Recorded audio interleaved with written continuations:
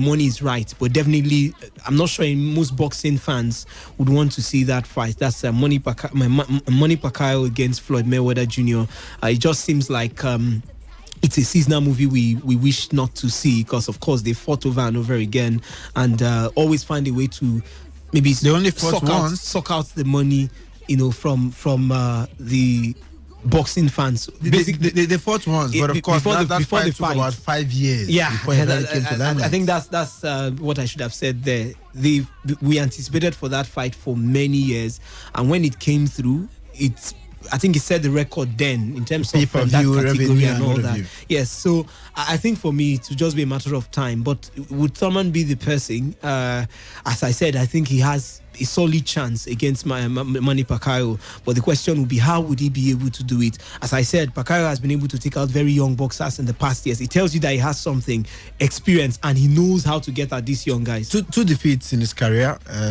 So one man Marquez and of course the Floyd money man himself. Yeah, it tells you a lot, and that's what I just said. And up against a man who has not tasted defeat, don't you think it's going to be a banana peel for him? He's not the first, that Pacquiao is facing who has not tasted defeat. And as I said, yes, it might just be he might just be the man. I believe he'll get beaten soon or sometime last year he lost to a school teacher who is just not really a professional boxer per se, but he lost that bout. So is there room for him losing this bout tonight? I think for me, top striker, as I said, he would get beaten. Maybe the beating that would probably tell him, you have done enough to quit the sport.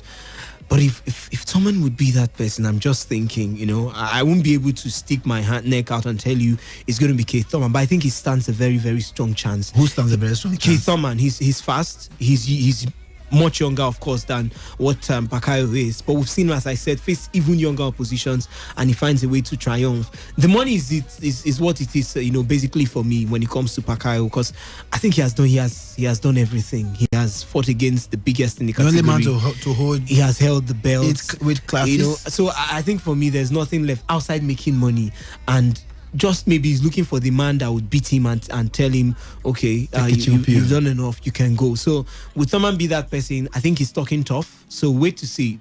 If he can match his words with action, then definitely, just maybe, this might just be the beginning of goodbye for Manny Pacquiao. Still talking boxing, another big bout coming up tomorrow night as well. Dillian Whyte and of course Oscar Rivas. For Oscar Rivas, 26 victories he has had in his career. He has won all, never tasted defeat, 18 by way of knockout. Up against Dillian Whyte, who is talking tough, brimming in confidence these days.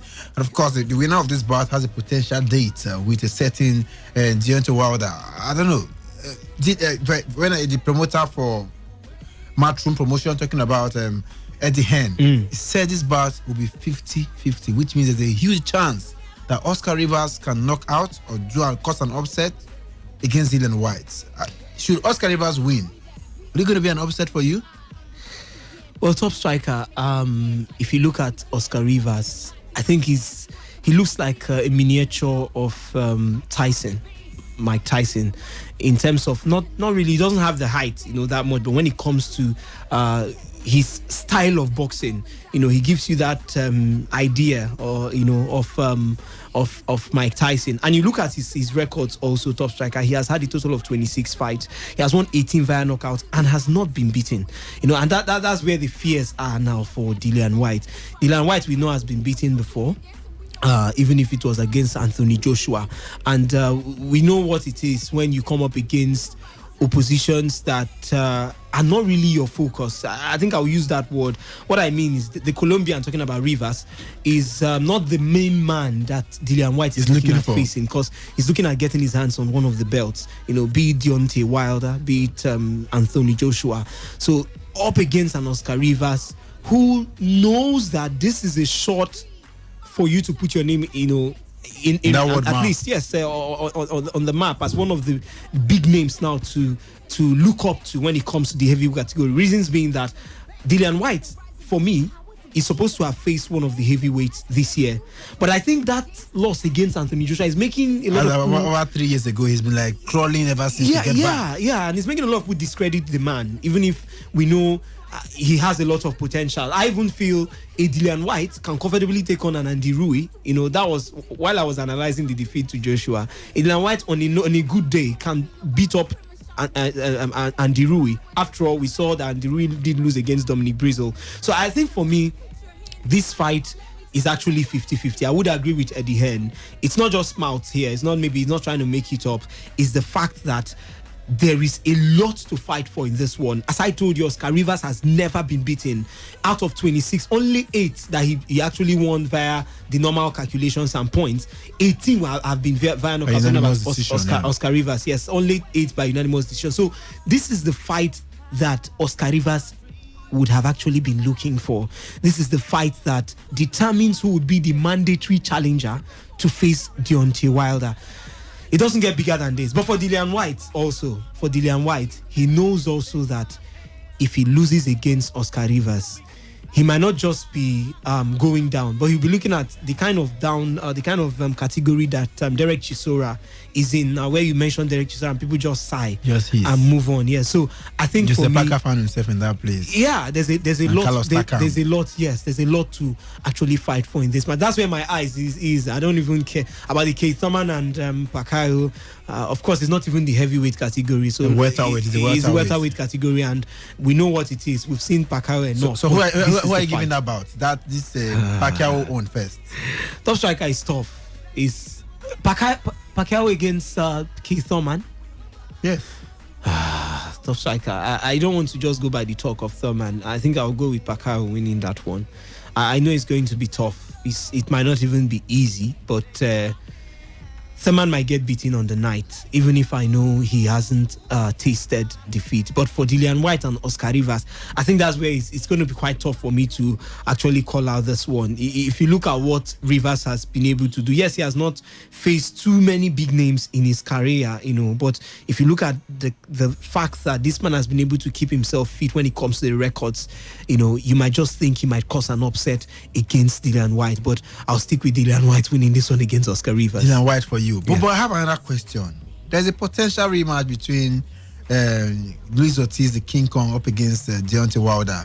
What if Dillian wins this bout tomorrow and King Kong defeats Deontay Wilder? Well, top striker, the world of boxing is a sport where we work by permutations. And the money guys, that's the guys who are behind the scenes, they are the hands of this world. They like it when these kind of things happen. They like it when the unexpected, of this world. Yes, the Shelly Finkles of this world, the unexpected expert in quote comes up from a bout. Surprisingly, they love that moment because it increases the amount of money that will be adding up to their pockets in years to come. So I think if Luis Ortiz decides or finds a way to beat Deontay Wilder, then would have entered into a completely new twist, to the season or tale of the boxing fight. For Dillian Whyte, I think we also believe that he's not among the top 3 we want to see. No disrespect to Dillian Whyte. Everyone wants to see Tyson Fury, Deontay Wilder, and Anthony Joshua. Even if he's not wielding the belts right now, we want to see them come up against each other, and we are just waiting and anticipating. I said this before and I'll still say it again. Eddie Hearn has succeeded in keeping Anthony Joshua in the dark. Nobody is talking about Anthony Joshua as we speak. They have actually kept a Deontay Wilder down up there. Don't you think it's a strategy? That's what I'm saying, top striker. The money needs to come into his pocket. I'm sure he cares about Anthony Joshua. Let me not be too raw, but I think he cares more about his pockets and his business than, of course, he cares about Anthony Joshua. So the best thing is keep my box office or my big box office and where the money comes in, my cash cow, till many more months and even many more years. Now, if Anthony Joshua manages to beat Andy Rui in December, you would ask yourself, with Ortiz somewhere facing Deontay Wilder soon, with Dillian Whyte now the mandatory challenger, when will Deontay Wilder... Are you already giving the bout to Dillian Whyte? No, I told you I will give it to Dillian Whyte this time. When will the bout between Anthony Joshua? Let's just believe that Anthony Joshua might be able to beat up Rui. If that happens, when will that bout between Anthony Joshua and Deontay Wilder come up? It means we are not going to see it in 2020. It means we might likely not even see it in 2021. So I think they know how they play these their cards. Just like the game of chess. They play around with these guys and all that. The basic thing is business must go on, and the fans, they must maintain the intrigue and suspense that comes with every bout, and the fans also. On now to football from the NPFL. where Eyimba coach Usman Abdallah has agreed a new one-year contract with the two-time CAF Champions League winners, bringing to an end their speculations linking him with the vacant roles at Rangers and Aqua United. The soft-spoken tactician who guided Eyimba to a record 8 MPFL title last season is expected to put pen to paper on the new deal on return to Nigeria from France next week. And of course, he said, I've agreed a new one-year deal with Eyimba after discussing terms with the management. I had offers from Rangers and Aqua United, but decided to stick with Eyimba to consolidate on what we have achieved so far. Just coming in this afternoon, good one for the Eyimba side. They've signed Victor Mboma, the man who played for Remo Stars last season. And of course, at some point 2 seasons ago, he was with Aqua United on loan from Remo Stars. Double blessings, we want to say wisdom for Eyimba. Adara signs a new one-year contract. And of course, Eyimba just announced the signing of Victor Mboma. Probably good forward for Eyimba right there. Preparing for life for CAF Champions League and of course ahead of the new MPFL season as well. Well, I think top striker first, it's a good thing that Abdallah has signed. Rumor mongers were already carrying it that just maybe Eyimba might be moving for another coach. A certain Fatai Shaw was even in the picture. So I think for me, it's a good thing that Abdallah has signed. Eyimba is not Prime FC. You know, I tell you, top striker, people are beginning to make a lot of permutations as to the new coach that will be coming in for the Aba Elephants. So I think it's good Abdallah has signed. You might call him whatever you wish to call him, but of course, we know he has won the MPFL. If you say he's a small coach, small coaches are known by what they don't do or what they have done also, and big coaches are also known by what they have not or what they've at least succeeded in doing and what they have not done. We know he has not tasted relegation. We know he has won the MPFL. So if you call him a small coach, he has been to the Champions League and carried Eyimba, of course, to the later stages of the competition. So I don't think he might rank in that quote of semi-final CAF Confederation Cup. I tell you, I don't think he might rank in that quote of small coaches in quote anymore. So I think it's a good one they've signed him. Abdallah is an experienced man when it comes to playing, and countries he has been in. I want to believe that he has added up those experiences together and has found a way to blend it into the Eyimba side. So I think it's a good thing. For them signing Victor Mboma, it's just the beginning. I know Eyimba is a side that are very serious. I call them one of the two serious sides in the MPFL. Let's see Aqua United in a few years' time. But Kanu Pillars and Eyimba, for me, are very, very serious side when it comes to the Nigeria Professional Football League. They keep their players, they buy new players, and they pay well, and they pay in time too. They have a structure that works for them. So I think for me, clearly it's good that Victor Mboma is coming in. I think they would also be anticipating one or two more good players to join also with the Eyimba ranks, because I know one or two might leave. One or two more, up to 6 or 7. Might also this leave MPFL. the forgotten? No, Eyimba is not that kind of team that actually weeds out. But I know at least 5, 6, 7. Yes, at least 5, 6, 7 players might leave. But I'm sure the crux of the team, that's the big boys now from Anemena, just maybe the likes of Sajaye. May even leave the club according to rumors coming out as well. Well, that's what I'm saying. Ikechukwu Benegbu, yes. Might leave. But the other rumors are having that he wants to leave. The Ghanaian guy, yes. I think that might just be it. Maybe few names might leave, but the main setup, the main players who have helped them secure the triumph want to stay. Don't forget that they're participating in the continent. It doesn't get more juicy than that. So I think it's a good one for Eyimba. I just hope that Usman Abdallah, now they've given him another 1-year deal though, that he'll be able to manage it properly and even get to greater heights. Eyimba will not be looking to end up in the semi-finals. They'll be looking to at least minimum get to the finals of the CAF Champions League, and if possible, or if possibly that is, repeat the feat here in the Nigeria Professional Football League. And of course, over now to the Super Eagles camp, where John Ihalo has reportedly joined John Obi Mikel in retiring from international football. Of course, Mikel announced his decision to stop playing for the Super Eagles via a message on Instagram on Thursday afternoon. And Igalo has followed in the former skipper's footsteps. Igalo, who plays for Chinese club Shanghai Shenhua, has reportedly informed Raw of his decision, and the coach has accepted it in good faith. 30-year-old has always been a subject of intense criticism from Nigerian fans. Despite his impressive goal rate for the Super Eagles, Igalo received several abuse after the Super Eagles exit from the 2018 FIFA World Cup in Russia, but was persuaded by Raw to keep playing for the national team.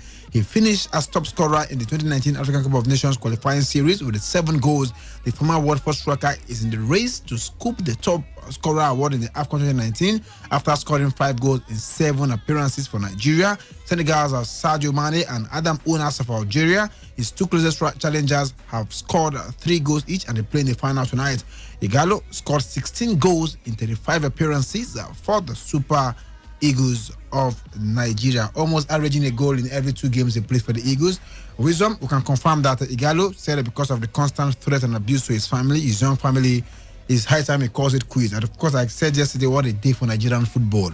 Amaju Pinnick loses his seat as first president of CAF. Yeah. Mikel Obi announced retirement, and of course, just almost immediately, John Igalo came up. It just reminded me of a certain tough week when Iyama and Emenike called it the Super Eagles as well. But of course, this one happened on the same day. I don't know what you made about this, about good or bad news for you. It's bad news. Igalo has scored 16 goals in 35 appearances, but clearly those 35 appearances were not all littered with goals. I think it was towards the twilight now of his career now with the Super Eagles that he bagged in those goals. Only in the qualifiers, 7 goals. In the Nations Cup, 5 goals. That's a total of 12 goals in just one Nations Cup, both qualification and playing the Nations Cup. That's about 2 years. At one point, we were saying 25 games, just 5 goals, averaging a goal in every 5 games he played. I tell you, so imagine how many games he had played before then, before racking up this 12 goals. That's just between 2017 and 2019. So I think for me, it's a big loss for the Super Eagles. If Genotro remains our coach, his formation, I've already started saying it, but let me leave that for the end of my talk about him. Let me at least give kudos to the man. I think Igalo has done well. I felt at some point Watford made a mistake in actually letting him go, because a well-utilized Odion Igalo can do more. He might not actually be a Troy Deeney. Did they really let him go? He wanted to go make the money. He wasn't getting younger. No. Outside just going to make the money, top striker, he wasn't really well used in the team, and he wasn't performing in terms of the standards of Troy Deeney. Whose fault was that? He had a good season with Troy Deeney. That was in 2016-2017. He was a top scorer in the calendar year in all the tiers of English football. I think he has scored about 17 goals in every his first tier. Season. Not really the first season. That year he actually blossomed. He had about 17 goals in the calendar year. No player in any of the top flight football in England, be it Championship, be it nobody could boast of that record. But I think after then, the form dwindled. That's what I'm saying. You're as good as your last game, as the saying goes. Exactly, top striker. He's not in the season he left was not that season. And there's this fear when it comes to African players. They just feel they tend to shine for a while and get into a podium. So I think that's why they decided to, even him also, the offer was tempting, and the club also decided to go with it. So I think for me, Odion Igalo has done a lot for the Super Eagles. You might not like him, and that's the problem. Most people don't appreciate you until you get in the goals. If you have dry moments, they tend to actually dislike you. He's talking about his family and the fact that his young family gets threatened now and then, especially when he misses some of these sitters. Yes. So I think for me, Odion Igalo has done well, but the problem now would be the Super Eagles. What is Genotro if he remains as the coach of the Super Eagles? What is he going to do with this team? How is he going to fine-tune this team?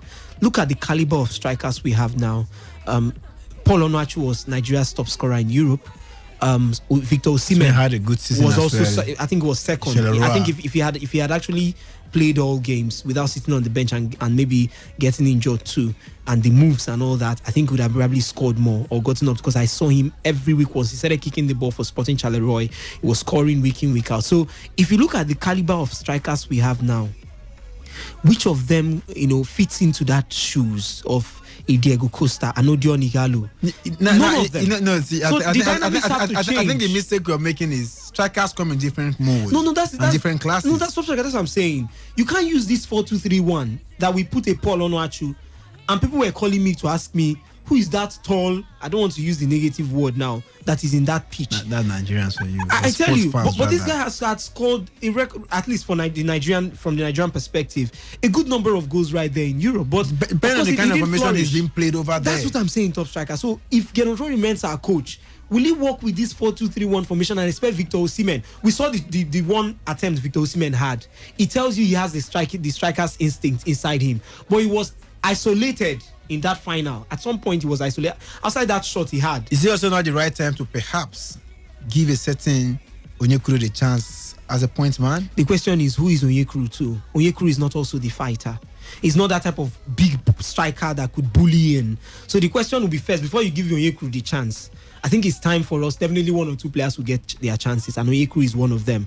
But he must change his formation. Without changing the formation, anybody you put there, as the strikers I'm looking at now, Wisdom. I don't think anyone would be able to survive well there. I bet you this coming season you will see one Nigerian in Singapore scoring 25 goals. Well, Mecha is starting Mecha in Man City. So perhaps there are some players that will also come up and get Lucas Mecha, would he play for Nigeria? Is the question. Are we going to go and beg him because? No, but what I'm trying to say in essence Igalo is going. This coming season, some new players will be on earth. Some players are going to come up, and perhaps the coach will see them, give them a try. And I don't want to say let us look at the MPFL, but some players will come up and the coach might just give them a look in. I think clearly the formation has to change. Be it a 4-3-1-2 formation, be it a 4-1-3-2 formation, but we need to put two men in attack. If Genotro remains our coach, he has to change his formation. I know he doesn't do the 3-5-2 thing, so he has to change his formation. He tried it on a couple of occasions. Find a way to. We have right backs and wing. Beautiful. We have right backs and wing backs. 3-5-2 can go. I think it can even work well. We have what's his name now? Ola Aina, who does the right wing back jobs right there for Torino. We have a Jamiu Collins. We have a Chidozie Awazim who we have also tried to convert. Who says we can't find a way to play a 3-5-2 formation, having two men in attack, but a one-man attack for the Super Eagles without a player in the region or in the likes of Odion Igalo would not be perfect for me, if you ask me, top striker. But let's see how it goes. But for now, let's mourn his loss. Odion Igalo, if this is actually true, because some players, they want people to beg them, cajole them and all that. So there are people who also feel that because Pini could actually do that. Yes, there are people who feel they will sit up with him and he might likely change his mind. So until then, but for now, I think it would be a huge loss for Nigerian football. Going forward now, we already have, I'm sure we'll get there in time, the next AFCON to prepare for, as much as the World Cup also. So it will be a huge loss for Nigeria if we don't find a way to deal with his absence, because right now I feel we will be needing a completely new striker. What I mean by completely new is someone who has not worn that number 9 for the Super Eagles before. And Genotro has not shown any sort of confidence in the names he has there, Osimhen and Onyekuru. They don't know actually who he brought in himself. And of course, time to go to the phone lines and hear what the callers have to say. What do you make about Odion Igalo's resignation or retirement from the Super Eagles yesterday? He announced that because of the constant threat to his young family, it's high time he calls it quits. 16 goals in 35 games for the Super Eagles of Nigeria. Like we highlighted during the qualifiers and the AFCON, he scored just 12 goals alone out of the 16 goals he has played, which means in the last about 25 games, he's just scored about 4 goals. What do you make about his retirement? What is the way forward for the Super Eagles of Nigeria? And of course, Eyimba just give a new contract to Usman Abdallah, 1-year contract. And of course, not forgetting what's the name, Victor Mboma signing for Eyimba as well. Hello, good afternoon. Top striker. Lawson, welcome to the program. Yes, nothing to mourn, dear, honestly. A striker is as good as the service he gets. You guys are forgetting the service. You understand? Odion Igalo was getting good service. You understand? Genetro didn't just use that 4-2-3-1 for nothing. He has his reason.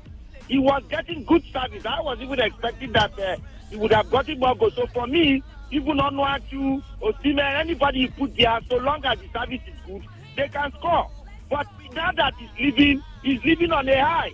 Now that he has announced he wants to leave, he should not come back, because I am very sure Genetro will go and beg him.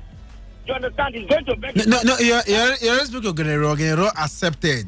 So it was his permission that made him announce it. Except Amadou Pinnick goes to beg him. But Genetro has already accepted it, and according to the rules coming out. He may accept it, you understand? But when the time comes, trust Genetro. I'm telling you, he may go back, you understand, to start begging. But what I am saying is that let us not forget the guys that are giving the service are also good. You understand, like this boy from Arsenal. Alex Iwobi. Yes, those are players. We have good players, honestly, but it's just on how to use them. Genetro don't know how to use our players. That's my man. Then the Australian, a top striker, 1 minute. What's his name now? Pacquiao. Yes. What is this still looking for? I felt after the Australian defeated this, he should have gone. What is this still? I don't like this kind of boxing. I think he should retire. Thank you. Thank you so much. The gospel according to the law scene from Yenagua. Hello, good afternoon. Top striker, great. Simon, welcome to the program. Thank you. Let's hear from you. Our striker, Oji Gallo. Well, if Oji Gallo, after the World Cup, I want Oji Gallo, yes, maybe Nigerian fans, they were threatening Oji Gallo, maybe family, He's supposed to know the kind of country. He is a Nigerian. I think he was born here. He's supposed to know. Even if they're threatened, nobody will do them anything. Because even that match against Argentina, if he takes to the whole 36 states of Nigeria, you agree with you that maybe 1 or 2 people died because of that match. So if we are talking about threatening, let's also take the injury that he caused to the nation because of that single match. Why didn't him resign after the World Cup? Yes, because it's just because the coach stick in him. They will call him back.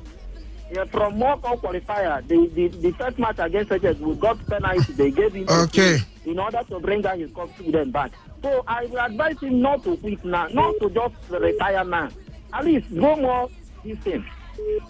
Okay. Before talking about retirement. Thank you. Thank you so much, Simon. We lost that call. You have to call us back. We told you about the boxing bout tomorrow between Keith Thurman and that man, Manny Pacquiao, right there. Not forgetting, there will be another one tomorrow. Oscar Rivas and Dillian White. Johnny Gallo announces retirement from the Super Eagles. 16 goals in 35 appearances. What do you make about his time in the Super Eagles of Nigeria? How did this come to you? And of course, Usman Abdallah signs a one-year contract, while Victor Mbauma has also signed for Eyimba. Hello, good afternoon.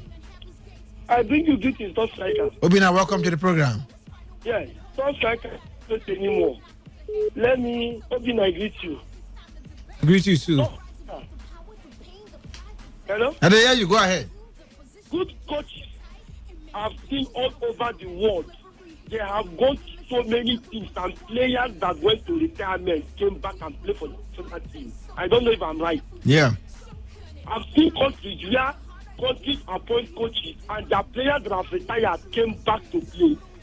But our own is so unfortunate that in a space of how many days, this is why I told you initially that this man, I said I want to wait, but I told you that this man is a manager and not a coach. The same portal that reported the Gallo thing yesterday that they said the Sumo had just released another person's phone. I will allow you to do your job, sir. That same place that the Gallo own came out to that to do, another one has just killed him, another player. Maybe you will see it much later. That same portal, if you know it, if you check it, another person's name just appeared there for us for retirement. For a Gallo telling me about Top Striker, you reported it yourself, the America that Brazil just played. The reactions they got from their own fans, they're out there in Brazil. I'm talking about the ones they just carried. Why didn't all of them retire? I don't know when these people come about and whip up this easy sentiment and everything to justify because he unfortunately is want to live on the high. Why didn't he live when he demoralized Nigerians during the Cup?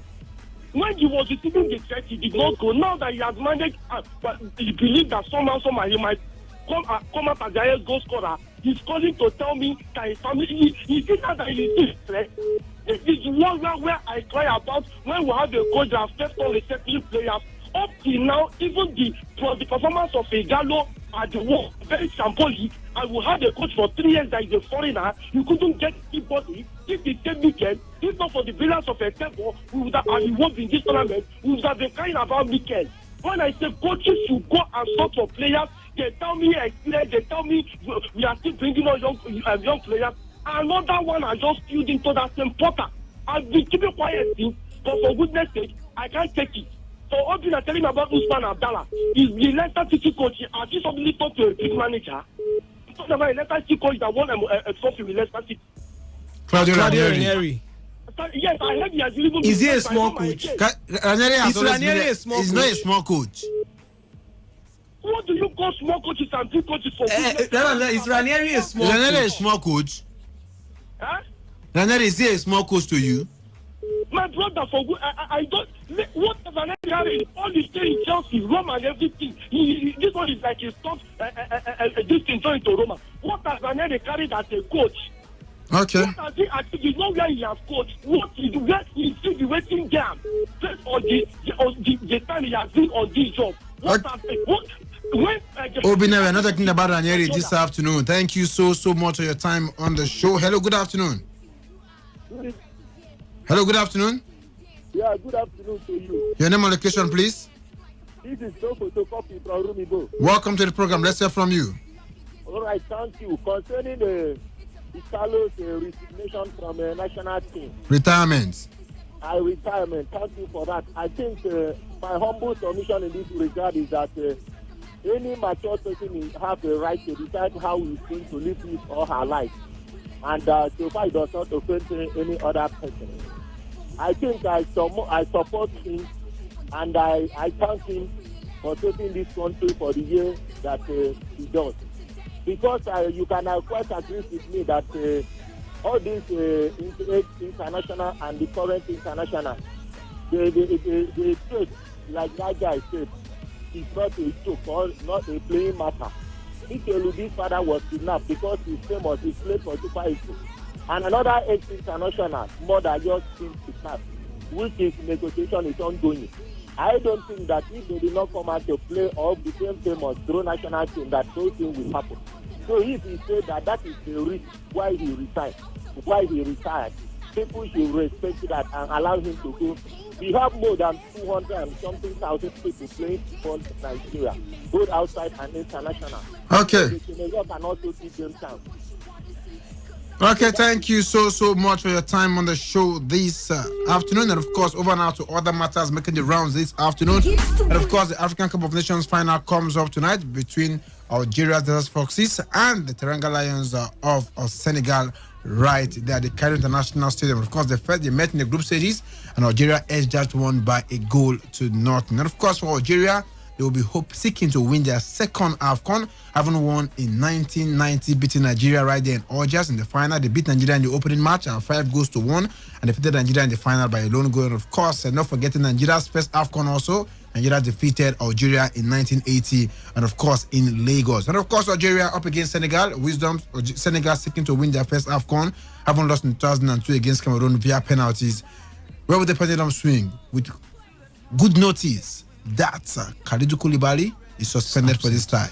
Well, top striker, I think if the defense that had Koulibaly could not stop the Algerians, I wonder how it's going to be in today's game. Now, we don't know two games are the same. Exactly, top striker. The wheel for me would be the biggest of differences for both sides. Now, the wheel on the part of the Senegalese team, they've not won this competition before. Some call them the sleeping giants of African football. Every year they churn out talents, they churn out big names in at least where our eyes are on most of the time, European football. They churn out the big names, but it has never translated to them winning the tournament. The best they've done is get to the final, and that was in 2002. The coach of the side, Aliou Cisse, was part of that team, and of course, good enough, he has grown this time to actually be in the finals. So let's see how it pans out. I think for Algeria, they also know what's at stake. They've only tasted it once. This will be a chance to make it 2 times. Riyad Mahrez has been, of course, the brightest star in the team. He remains the biggest name in the side. Some say it's a battle between Pep Guardiola and Jurgen Klopp because, of course, Sadio Mane is a Liverpool player. Just find a way Riyad to Mahrez this thing in is coached by Guardiola, but clearly top striker, it's expected. These are the 2 biggest teams in Africa right now. You can call your team big, but if they didn't make it to the final, they are not good enough. So these are the 2 best teams in Africa. By rankings, we know Senegal is, of course, the top-ranked nation right here in Africa. So I'm happy for the fact that they've made it to this final. At least I was expecting one of them at the beginning. I tipped Senegal as one of the teams to win the tournament. You know, they've made it to the finals, and it doesn't get better than this top striker. The Cameroonians did not play the kind of football I've seen Algeria display. our own Nigeria did not also play the kind of football I've seen. If not, we should have been able to beat them. So they were able to beat us. We leave that. But the Senegalese pattern of football is what is making me a little jittery about their chances. The Senegalese, despite how prolific, you want to look at the attack and tell yourself, yes, they'll be a prolific side, but it has not worked exactly for them. It has not worked exactly, with just those permutations. It has not. Sadio Mane has missed a lot of penalties so far in the tournament. I think the team as a whole they have missed 3 penalties. Sadio Mane has missed two I can remember. Before he even gave to another player, the player also missed in their last game en route the final. So I think for me, clearly, this is the biggest of times. This is where history is made. This is where the big players are made. But on the part that concerns Nigeria, we have 3 players in this game who are on 3 goals each. Sadio Mane has got 3 goals. Riyad Mahrez has got 3 goals. Adam Sonas, he's also on 3 goals. And if any of them gets 2 goals, then they might be rivaling Odion Igalo in the race for the top scorers award. You should share it and score 1-1-1. But of course, I'm not even sure that number of goals will be able to come out of this one. But Riyad Mahrez is one player that you can never, ever predict. He could get there, score 1 free kick, score 1 normal goal, and he gets on 5. But top striker is going to be exciting. Is the finest of football when it comes to the African continent. The finest set of players, if you ask me, also as in assigned together, that's assembled together. So wait to see how it pans out. The coach of the Algerian side has been talking about the fact that he feels indigenous coaches should be given a chance because of what he has done also with that team. So let's see how it pans out. I hope it goes well for both sides. We don't really have any interest in this one outside the goals. And of course, one thing is guaranteed: an African will win it. The coach will win it this time around. Will be coming the 13th time. An African will be winning the AFCON. And of course, so who are you tipping to win this one tonight? Top striker, the Algerian side did beat the Nigerian side, but I'm not going to be that negative. I think the Algerian side might be getting it tonight. Reasons being that I've seen their football. As I said, the Senegalese pattern of football is dull. Kalidou Koulibaly has been the one who has been doing most of the businesses in defense, if you ask me. So this might just be another one for Algeria to get one again. That's make it 2 this time in this tournament against them. Don't forget the fact that 4 times the Senegalese they've met the Algerians in the African Cup of Nations. They've not been successful. The Algerians have won 3 and actually drawn 1. So let's see how it pans out. I'll be giving it to Algeria this time. Over now to other matters, where the 2021 African Cup of Nations qualifying draw was made in Cairo yesterday ahead of the tournament to be played in Cameroon.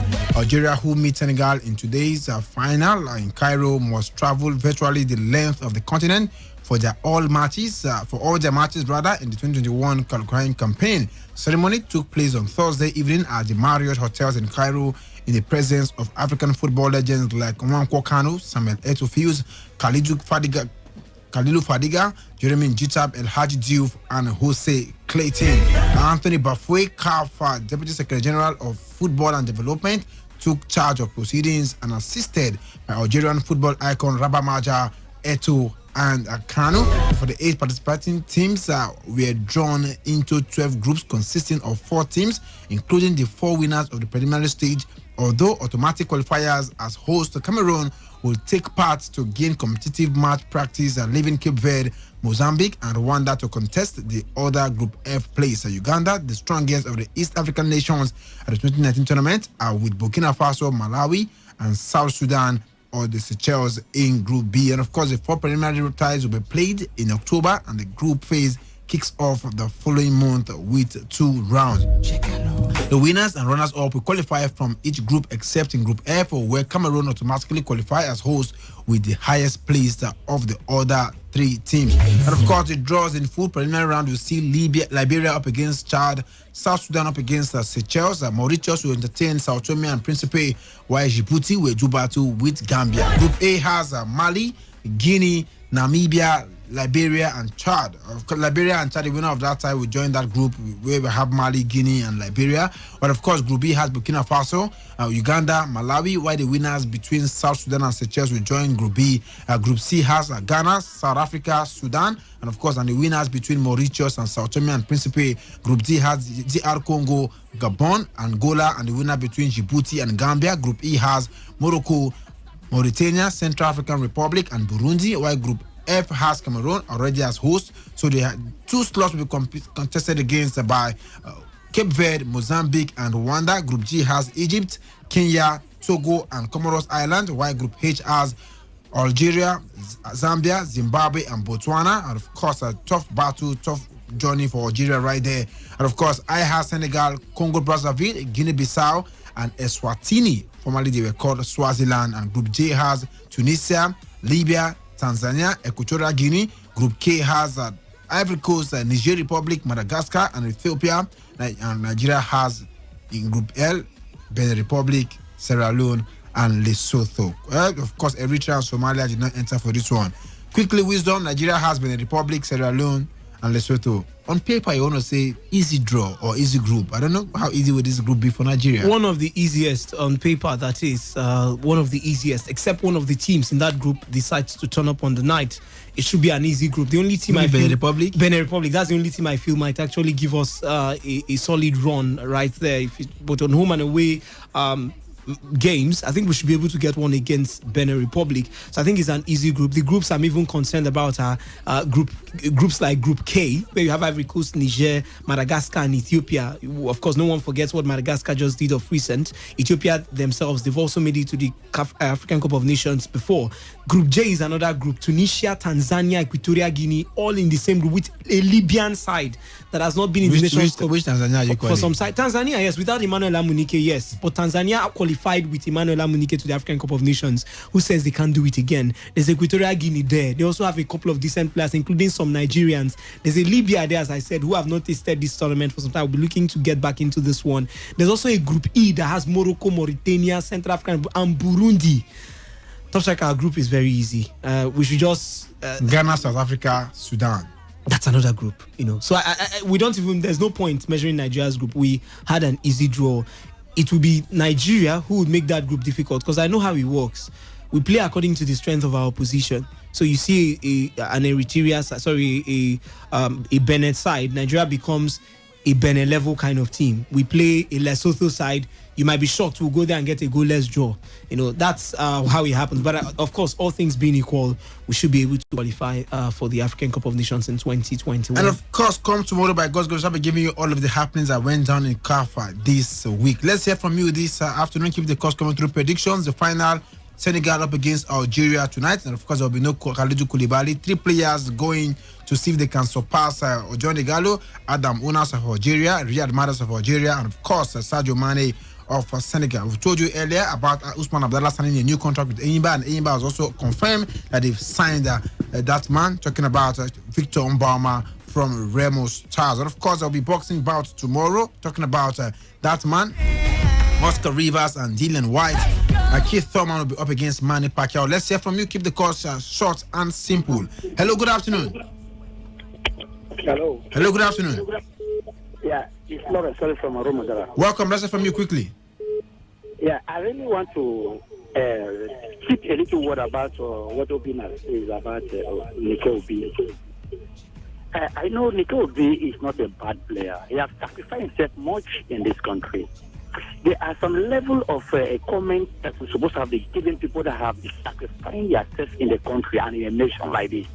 No matter how you want to blast somebody in the radio, there is a limit of words you will use. But I don't just want to go far, but the guy have resigned. Let Obina go and wear JC and enter the pitch. Let's see the strength of Obina. Thank you. Thank you so much. Hello, good afternoon. Hello, good afternoon. Your name and location, please. Calling from Togo. Welcome. Let's hear from you. Please, I want to ask, I won a prize yesterday Guinness show, but I didn't get the number that Dogina called. Obina, which number did you call? You have to wait for Guinness show, brother. Okay, thank you. Thank you so much. Hello, good evening. Good afternoon. Top striker. Lawson, welcome back. Quickly. I took time watching Algeria from the group stage. I saw the way they were prosecuting the game. I can tell you that today, Senegal will see one thing, and that is green. Green all over Senegal. Top striker, forget it. I think Algeria just win this AFCON. I am telling you, I will be surprised. Thank you. Thank you so much. Hello, good afternoon. Good afternoon. Welcome to the program, Eto. I thank Mikel and Igalo for their good work. May the good Lord bless them successfully in Jesus' name. Amen. As for on fine today, I give it to Algeria. To Algeria. Algeria, they have a good team. Thank you. Okay, thank you so much. Hello, good afternoon. Good afternoon, sir. Welcome to the program. Yes, I want to talk about Igalo resigning. Make it short and simple. The guy has resigned. He wanted to play for Super Eagles. He has played and he has resigned. We should all wish him well. No need to complain. Whether it's on high or not on high. Even if I were him, I would leave now that I'm on high. And even Mika has done well for the country and for his entire career. He's humble. Anyhow, he's trying. We say thank you. But generally, for that, our team, our coach is -1. People are crucifying Igalo for the World Cup meet. Can you play Igalo against those Makuro and all those defenders? Okay, we've gotten your point. Let's not go into other matters this afternoon. Thank you so much, Wisdom. We have messages coming through. Yes, this is Macaulay from Aba. He says Igalo can go. He's not even a sharp attacker.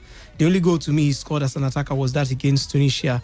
We accept his retirement in good faith. Nigeria.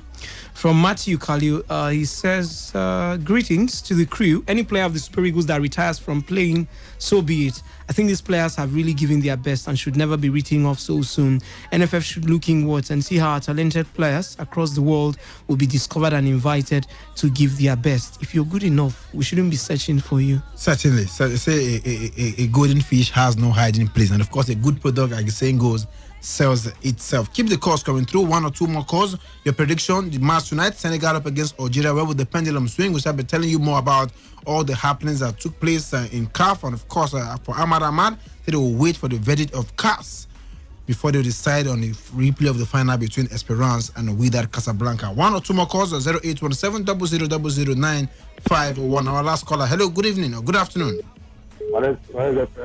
Welcome. Let's hear from you quickly. I want to thank Igalo for the goal he scored against Libya. A third goal. A beautiful goal. Like I said, attacker, no problem. Nigerian fans and Brazil fans and Mali fans and crazy fans I've never seen in this world. Okay. Thank you so much. And of course, it's a wrap on the show this afternoon. Many thanks for your listening pleasure.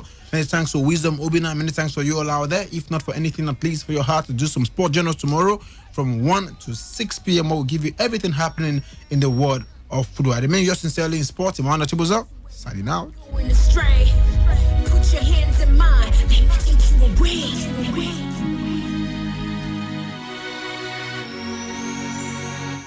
Let's go, Chicalo. Let's go, Chicalo. Let's go, Chicalo. Let's go, Chicalo. Breathe in slow, let it out again. Breathe in slow, let it out again. Breathe in slow, let it out again. Let it out again. I wanna take you away. I wanna take you away. Wanna take you away. Wanna take you away. I wanna take you away. We will rise to the top, to the top, to the top, and we never gonna stop. Court to court. Are you ready? Today, 95.1 FM, the voice of the people. Today, 95.1 FM, Port Harcourt. News update.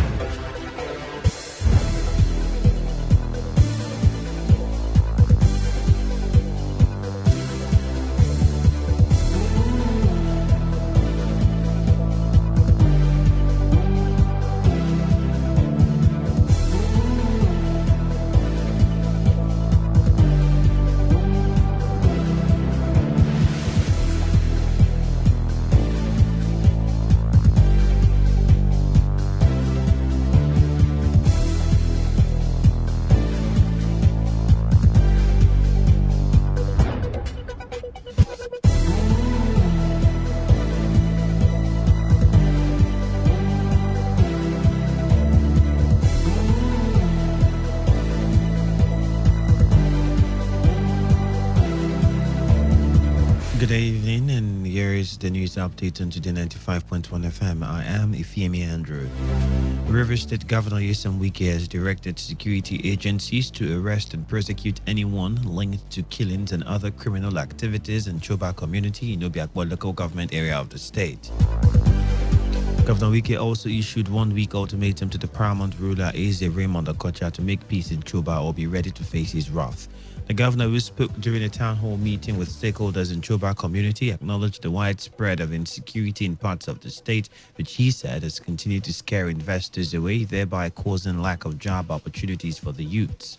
The governor also blamed the high level of insecurity in Choba on chiefs, elders, and other stakeholders who he said have refused to speak out or report to security agencies negative activities and action of cultists and criminals because of their interest.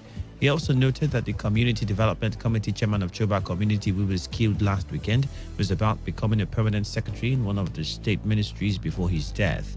Our correspondent Uchendu Ejiowo reports that the Commissioner of Police, Garrison Commander of Nigerian Army, Director of Department of State Security, heads of companies and institutions operating in Choba, and community stakeholders were also present at the meeting. And the Rivers State Ministry of Health will tomorrow begin house-to-house free polio immunization for children under age 5. The State Immunization Officer Urang Joseph, while addressing newsmen at the Primary Health Care Board in Port Harcourt, said the immunization exercise will be conducted across the 23 local government areas of the state, adding that special logistics have been made available to reach children in remote areas. Joseph therefore urged parents to ensure their children are vaccinated, adding that 1,693 health workers are expected to visit the entire household in the state. The state immunization officer also expressed hope that Nigeria would be free from polio in the next 3 months. Our correspondent Elfrida Lerici reports that the immunization exercise will end by next week, Tuesday. And the Nigerian army has confirmed the killing of an army colonel and a captain in an ambush by Boko Haram terrorists in Borno State, Yobe State Axis. The deputy director of Army Public Relations in charge of the 212 Battalion in the Northeast, Colonel Adu Isa, said the incident happened when troops were in pursuit of terrorists who came to attack a military base. Colonel Isa, who said 3 soldiers were also killed in the attack, revealed how the terrorists attacked the military base in 7 gun trucks and fought fiercely to infiltrate the camp, but were thwarted with heavy fire and bombardment by troops who were vigilant and battle-ready. He said 1 anti-aircraft gun, 2 rocket-propelled grenades tubes, 2 AK-47 rifles, 15 machine gun rounds, and 12 AK-47 NATO rounds were recovered from the terrorists following a hot chase. The Chief of Army Staff, Lieutenant General Tuko Burtai, while commiserating with families of the fallen heroes, reiterated that their sacrifices will further spur the Nigerian Army to do more to ensure that the country remains secure, peaceful, and free from terrorist attacks for the overall interest of the nation. And now on the foreign scene, the Dutch Supreme Court has upheld a ruling that the Netherlands was partially responsible for 350 deaths in Bosnia's Srebrenica massacre. The court said the state had 10% liability, as this was the probability that its soldiers could have prevented the killings. Bosnian Serb forces killed a total of 8,000 Muslim men in the town of Srebrenica in 1995. The Dutch had been guarding a United Nations safe zone when it was overrun. It is rare for a state to be held liable for failures in UN peacekeeping work. And that's it on the news update for this hour. Thank you for your time. Stay tuned. Radio has never been this good. Today, 95.1 FM, Port Harcourt. So tell me, Junior, what is the difference between your Indomie and any other meal? The taste, yes! Taste is the difference. The difference is the taste. That's my boy. Now go and buy me our delicious Indomie noodles. Caring mothers trust Indomie noodles to provide tasty nutrition for their families. Indomie Super Pack now available at 85 Naira. Indomie noodles, tasty nutrition, good for you. Hi, Mommy. Hello, my love. Missing me already? Yes, Mommy. When are you coming? Aw, next week, darling. And I'll be bringing delicious meals for you and all your friends. Okay, Mommy. I can't wait to see you. Love you. Love you too. She says she's bringing food next week. Hey! All of you, keep quiet. Oh yeah, fetch my water now. I can't be late for assembly. Yes, SP. Tunde, you're exempted. Good taste creates great memories. Relive the memory of delicious meals cooked cooked with Mr. Chef seasoning cubes. Available in multiple variants. Mr. Chef seasoning cubes are available at your nearest market or superstore. Mr. Chef seasoning cubes, creating delightful memories. I'm Chiwendu calling from Imo State. My name is White calling from Bayelsa. Hello, yes, this is Udwa calling from Akwa Ibom. My name is John calling from Bayelsa. Chamaka calling from Abia. This is Toya calling from Bayelsa. I'm Divine calling from Port Harcourt. With over 8 million listeners glued to this dial, why not take advantage Showcase your product and services to the world with rates that wouldn't break your bank? Visit us at number 1 Today FM Drive off East West Road, Rumekini, Port Harcourt, or our city office, 21 Orobon Crescent, GRA Phase 2, Port Harcourt. Give us a call today on 0803 35 57 986 or 0810 128 2937. We are your number 1 talk radio station. Today, 95.1 FM, voice of the people. For all your adverts, announcements, jingles, church messages, you can trust Today FM production team. We deliver nothing but quality production. Hit us up on these numbers: 0803 534 6531 or 0803 209 5049. 0803 209 5049. Everything we touch, we give it a voice.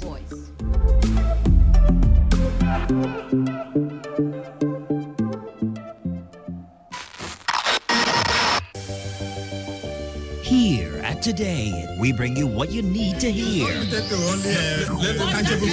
is what they're going after. They're not going to Let me learn it has to be applicable to all situations. No, it cannot be because when the evidence. Some people are not sure of 1 meal a day in a society with such huge potentials. If a criminal passes that place, whichever means he used in passing, and you turn around to blame the citizen, for instance, people will ask you, were you not there? Malaria kills Nigerians. Malaria. News. This is the World News. I am Annie Abdul Salam. In the headlines, Federal Executive Sports and entertainment. My name is Shubogu Nadir. Straight up to football on the show. This is Today. Every day, 24/7, 365. We are your official all-year radio station.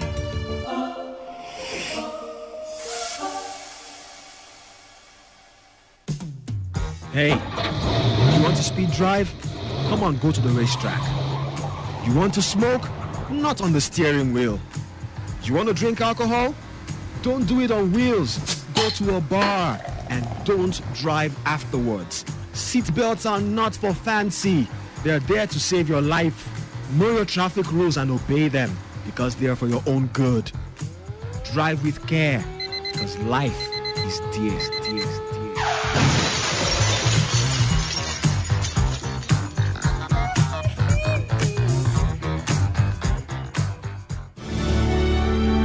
You remember the discovery.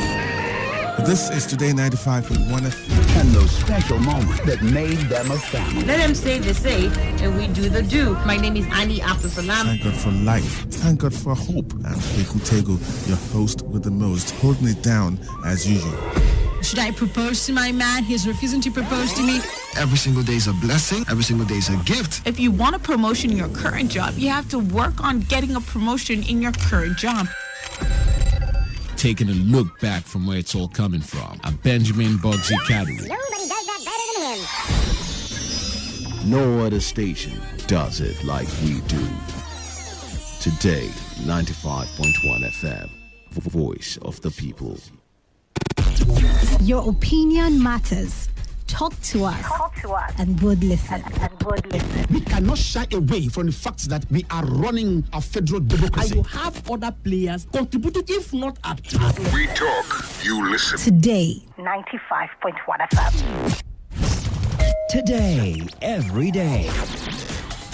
On 95.1 FM.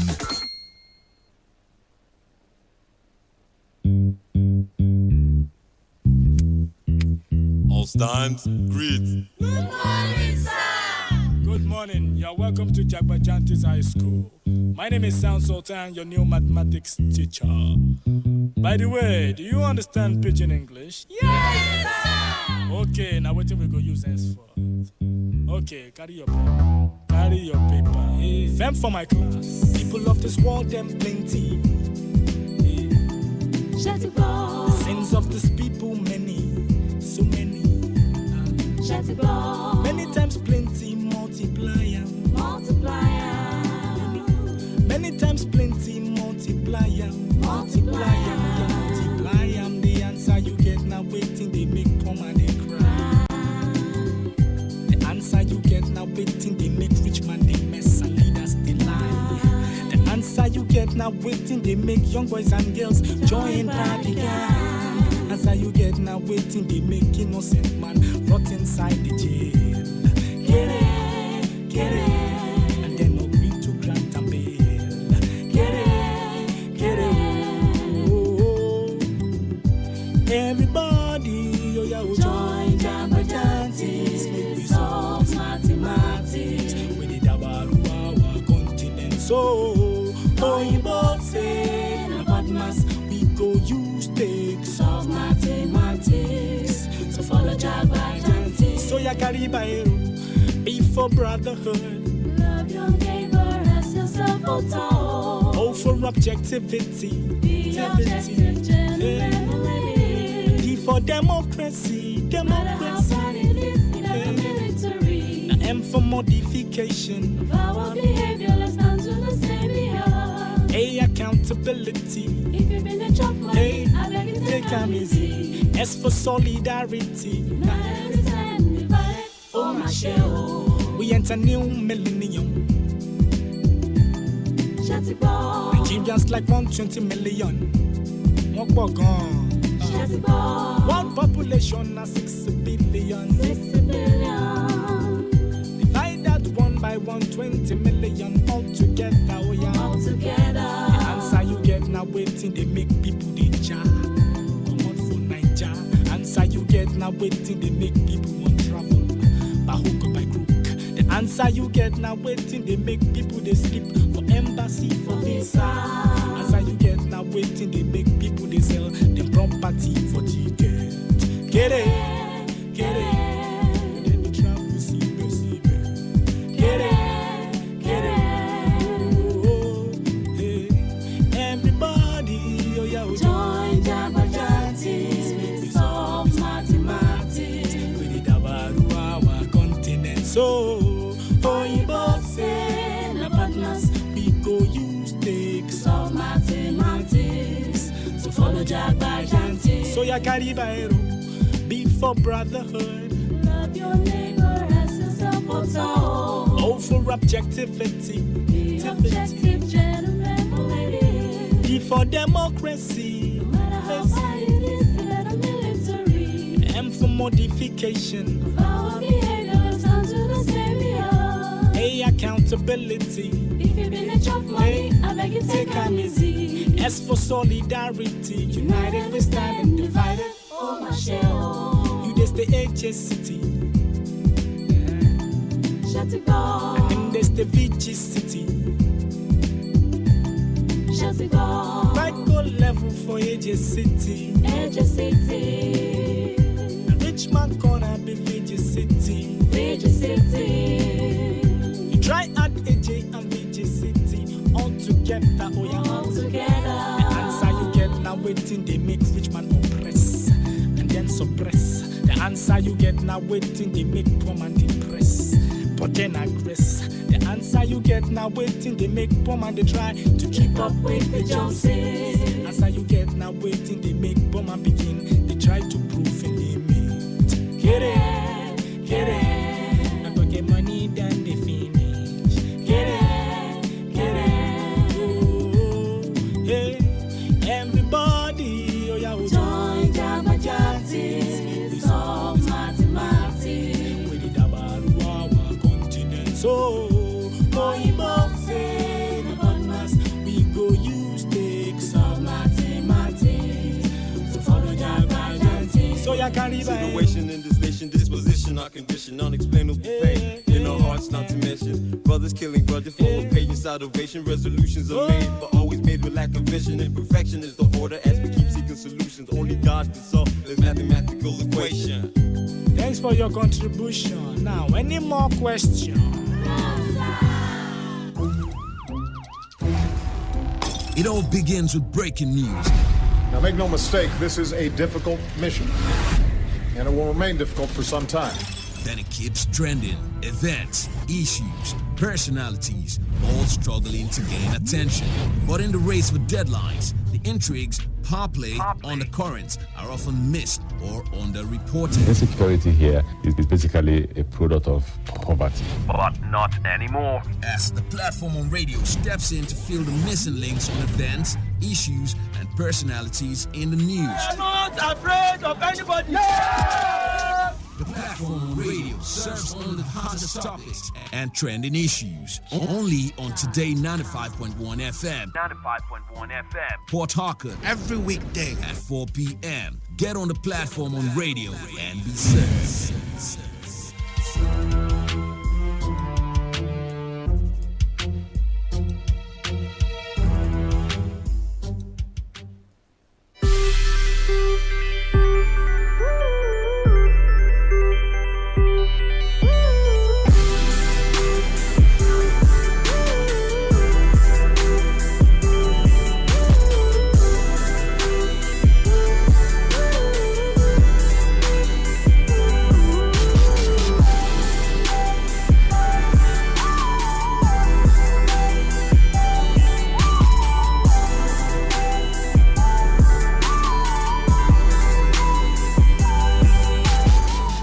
The paramount ruler of Chuba. Chief, you see, you cannot be a paramount ruler and you will not do your work well. I thought this is the last time I will say this. You must reconcile all your people. You must reconcile all your... Bring everybody together. How do you feel? People are running away. People are leaving Chuba. And you are in charge of the community. You don't want me to sleep. You too, you will not sleep. You will not sleep. So, I have come here to let you know that I will not fold my hand any longer. If they are your children, tell them enough is enough. We have come and we can continue to allow this incident killing in the name of what? Those of you whom they are sending to kill, how do you feel?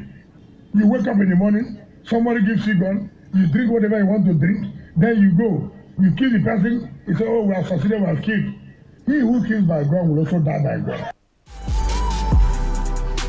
Well, that was Governor Nyesom Wike speaking during a meeting with stakeholders in Choba community.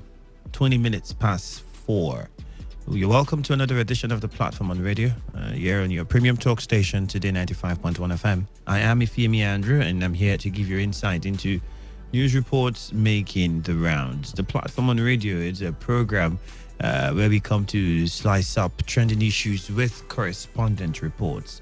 So our correspondents get reports for us from the field. We take their reports and also get them to give us more details, so we get a chance to hear what is not entirely in the news.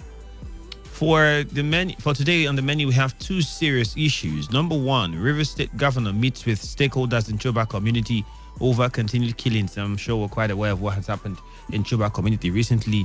And I think we even had to talk about that 2 days ago on Today's Hustle. Well, so we're going to see what the governor has to say. And also, River State government deploys over 1,000 health workers for polio immunization exercise. All right, that's also from age 5. Yes, so I think people of River State should take advantage of that. We'll get all of the details. We'll start off with the governor's presence in Choba community. So, the governor has directed security agencies to arrest and prosecute anyone linked to killings and other criminal activities in Choba community in Obiakwa local government area.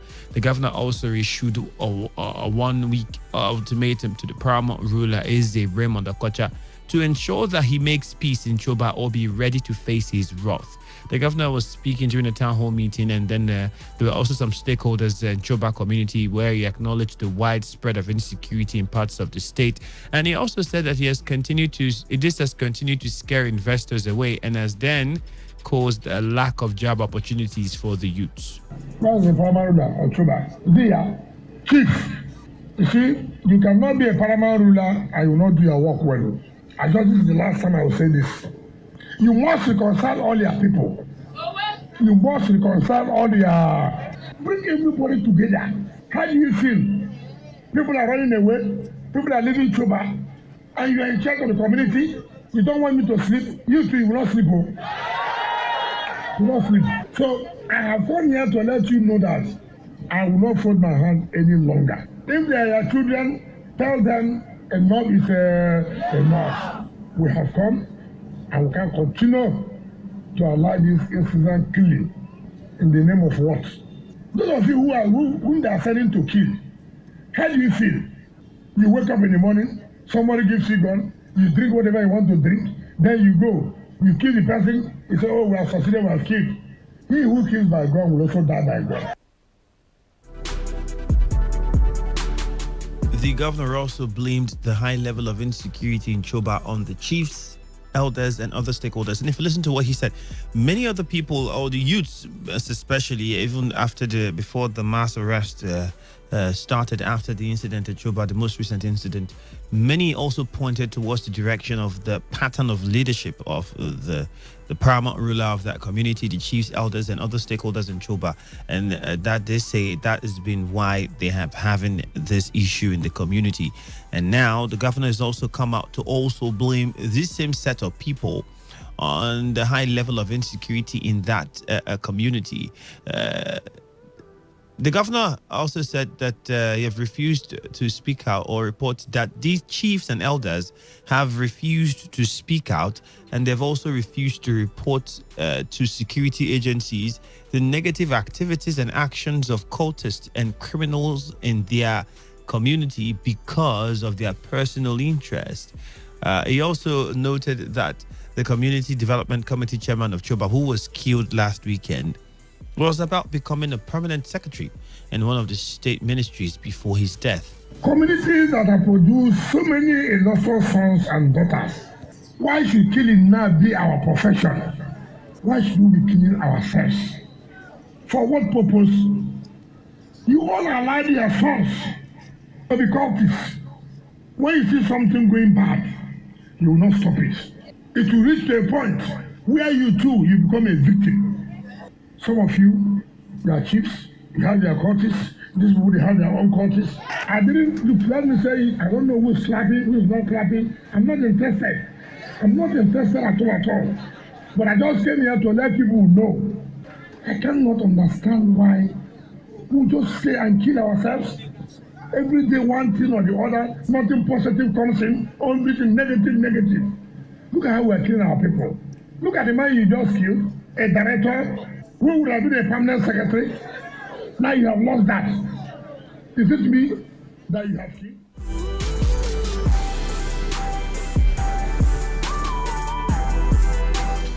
Well, our correspondent Uchendu Ejowo also gave reports that the Commissioner of Police, amongst others, some of the people there, Garrison Commander of Nigerian Army, Director of Department of State Security, heads of companies, institutions, and other stakeholders were all present at the meeting. Uchendu would be giving us more information. We'll be speaking with him. But then the question we need to ask now is, do you think the visit of the governor will end this activity? Do you think that the visit of the governor would force the traditional rulers to now heed to the call of the youths who've also pointed accusing fingers at their style of leadership, and many other people who have pointed fingers towards their style of leadership for being responsible for the crimes in Choba community? Do you see a situation where now the traditional rulers, the paramount ruler, the chiefs, elders would all then sit down and begin to see how they bring everybody together and solve the problem in Choba community?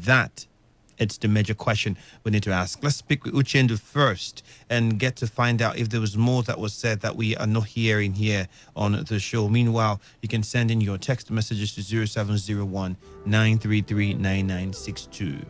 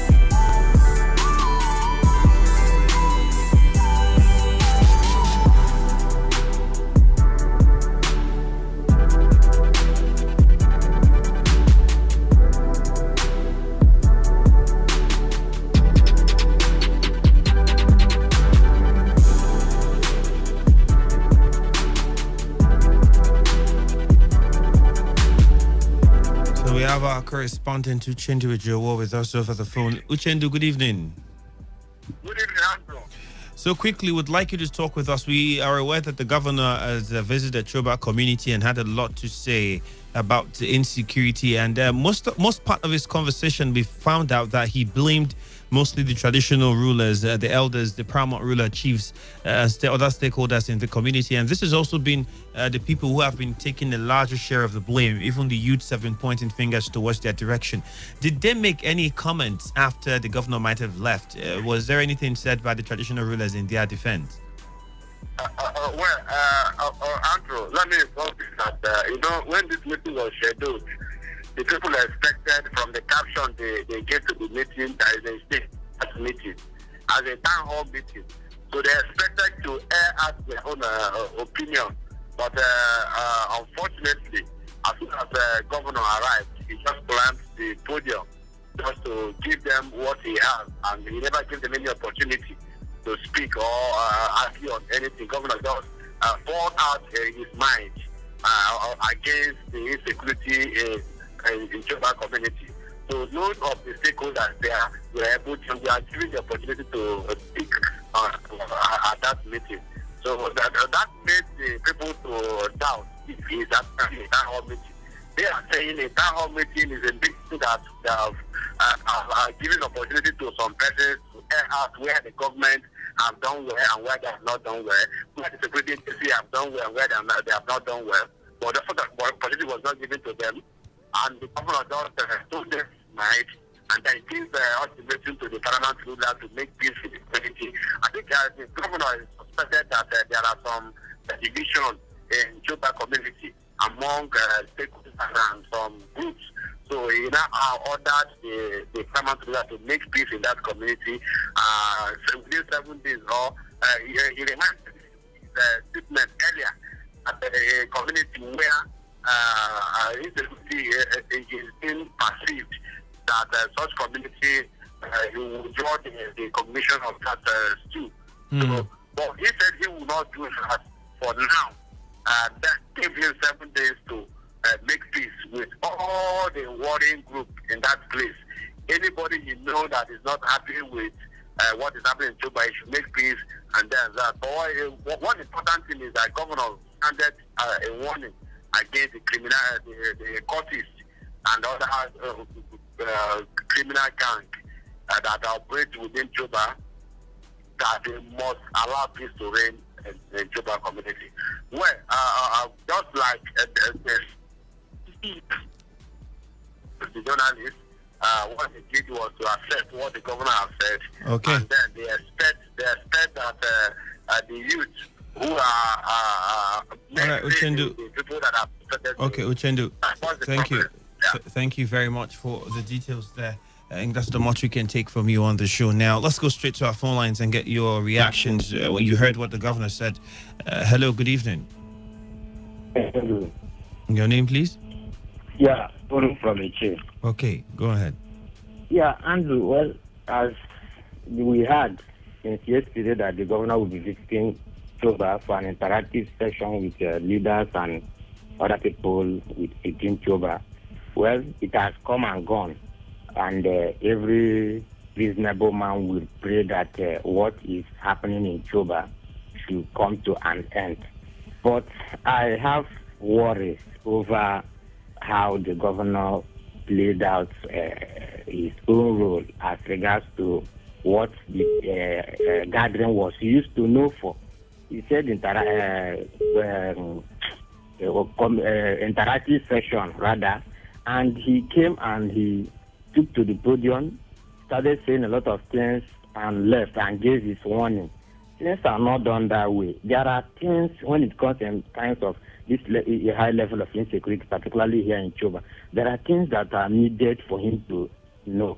The last time that hoodlums killed even the person he was mentioning, in Lawrence Igwe, I think the inhabitants of Choba raised an issue where the police, upon a distress call given to them to come and rescue the inhabitants of Choba, the police could not respond. It was the duty of the governor to listen to these very people, to know, since the commissioner of police is there, let the commissioner of police answer and still have a rethink on what to do next, and not to just move to the podium and just say a lot of things. Well, he has given his orders, and my prayer is that let God come into this level of insecurity so that everything will put a stop, because we have Uniport in Cuba, and nobody will want his or her word to be under tension as regards to what is happening around that environment. Okay. Yes. Thank you very much. Don't forget, you can send in text messages 0701-933-9962. Hello, good evening. Good evening, my brother. JJ, welcome. Yes. Governor visiting Shoba is a good one, because our people say that it's only where you don't have orc that the end will take over and control everything. Once the governor has shown that the hawk is still around, that in spite of the play by the fowl, but the hawk can still do whatever he wants to do.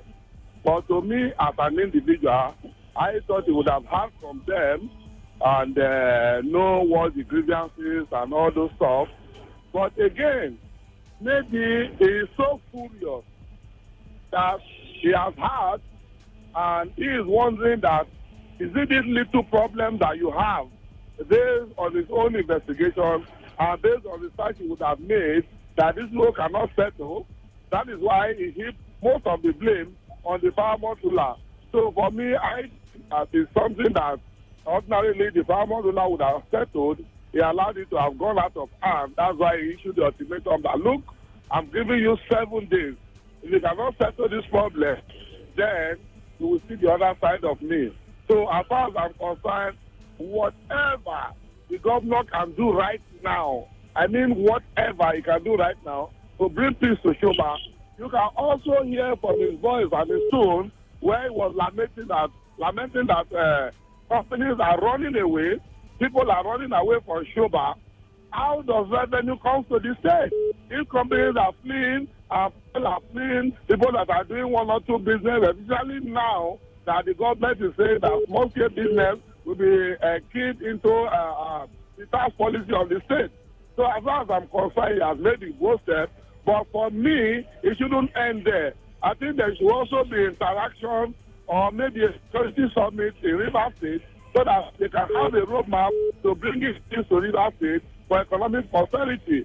And finally, environmental summit too should also be organized, so that all this flooding and some other issues that are ravaged River State can be solved once and for all, and we can be on the pathway to development and growth. Thank you very much, JJ, for your contribution.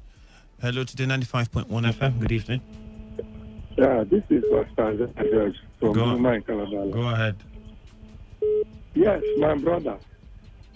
The governor went to Shoba and no action was taken. Only ultimatum was given to them. My brother, to me, it's a clear partiality, because in the era of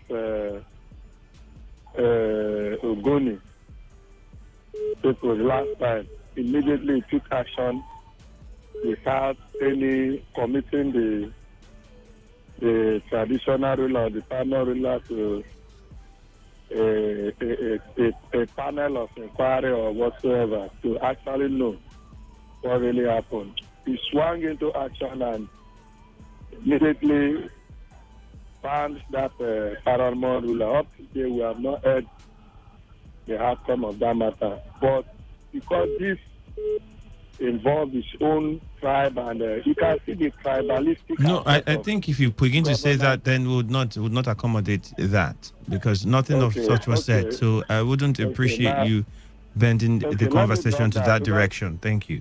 Yes, because looking to me, I see that I thought even before going to Shoba, such action given to the man, the traditional ruler to go in, I think should also be looked at before going, because, of course, Andrew, you can give account of several crisis and criminal murderous acts that have taken place in Cuba Shoba is now a den of. In fact, I tell you, my immediate senior is living within Shoba, and whenever it happens, the first thing that ran into my mind is, I hope he is safe, because that place now is death trap. That every now and then you hear issues of criminality, stealing, and all kind of. In fact, the way they talk about the Fulani herdsmen, I think so that Shoba has also been in. All right, Isaiah. Thank you very much. You made your contribution. Thank you. Hello, Today 95.1 FM. Good evening. Hello, Andrew. Good evening. You're welcome. Good. My name is Steve Ngo. I'm calling from Port Harcourt. Go ahead, Steve. Yeah, please. I want to appreciate the governor. He has done the needful, and we are in a democratic society. He has gone there to pass the message to the chief and the committee people to come together. I'm pleading with everybody in that committee to have a sense of forgiveness, because without forgiveness, we can't go anywhere. People have lost their life, property has been destroyed. At the end of the day, people are still living. If we say we want to go back, everybody says, go there and say this, it will take us the whole century, we cannot achieve anything. Any job, forgive themselves and go back. If there's any difficulty, to get back to the governor and say, yes, I've done what you want him to do. I'm not getting any results, so that we can forge ahead. Thank you very much. All right, thank you very much for that contribution. Let's take a very short commercial break. As soon as we return, there's more to talk about. The Rivers State Ministry of Health tomorrow will begin house-to-house free polio immunization for children under the age of 5. We'll be right back. Akas, where you pack all these plenty loads they go with your family? They go Dubai. What did they happen for Dubai? You never hear about Odibola Invest and Travel Promo? Odibola Invest and Travel Promo? Yes, so that one be say, if you buy 5 plots of land for inside Odibola Quiet Able Layout Phase 2, you don't qualify instanta to go Dubai with me. You mean say 5 plots of land, me and my family, we don't see Dubai be that? Yes, so buy 5 plots for 1.5 million naira each. All expense paid, you not go pay 1 naira at all. And even you, if you buy 1 plot, you don't qualify for raffle draw to go Dubai with me and my family. All the experience, now me and your family go enjoy them together. Mudiada. Bobby, make I rush quick, make it not pass me and my family. Oh yeah, make this opportunity not pass you and your family by you. Visit their office waiting for Yenwali. It's layout of Tombia Extension, GRA Phase 2 Port Harcourt, or call Joy for 0701 236 4510. 0701-236-4510. Make you not miss this opportunity with Akas Baba and family. Terms and condition applies. Dubai. Yeah, I call. Now when they ball, they go Dubai. I'm Chiwendu calling from Imo State. My name is White calling from Bayelsa. Hello, yes, this is Udwa calling from Akwa Ibom. My name is John calling from Bayelsa. Amaka calling from Abia. This is Toya calling from Bayelsa. I'm Divine calling from Port Harcourt. With over 8 million listeners glued to this dial, why not take advantage and showcase your product and services to the world with rates that wouldn't break your bank? Visit us at number 1 Today FM Drive off East West Road, Rumekini, Port Harcourt, or our city office, 21 Orobom Crescent, GRA Phase 2, Port Harcourt. Give us a call today on 0803 35 57 986 or 0810 128 2937. We are your number 1 talk radio station. Today 95.1 FM, voice of the people.